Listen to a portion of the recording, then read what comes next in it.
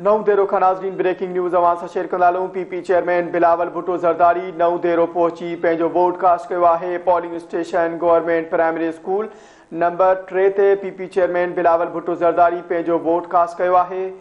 PP chairman जो चवणु हो त मोबाइल सर्विस बंदि हुजण सां वोटरनि जे टर्न आउट ते असर पवंदो। बिलावल भुट्टो ज़रदारी इलेक्शन कमीशन अदालतुनि ऐं वज़ारत दाख़िला खां मोबाइल सर्विस फौरी तौर बहाल करण जो मुतालबो कयो आहे।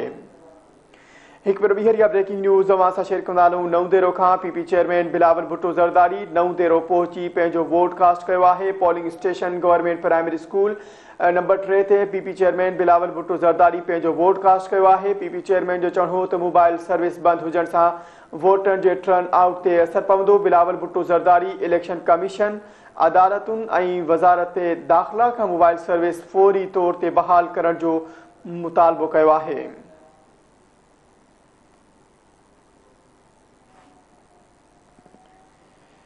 एक भेरो ॿीहर इहा ब्रेकिंग न्यूज़ नाज़रीन अवां सां शेयर करे रहिया आहियूं। PP chairman Bilawal Bhutto Zardari Naudero पहुची पंहिंजो वोट कास्ट कयो आहे। Polling station government primary school number 3 ते पीपी चेयरमैन बिलावल भुट्टो ज़रदारी पंहिंजो वोट कास्ट कयो आहे। पीपी चेयरमैन जो चवणु हो त मोबाइल सर्विस बंदि हुजण सां गॾु वोटरनि जे टर्न आउट ते असर पवंदो। बिलावल भुट्टो ज़रदारी इलेक्शन कमीशन अदालतुनि ऐं वज़ारत दाख़िला खां मोबाइल सर्विस फौरी तौर बहाल करण जो मुतालबो कयो आहे।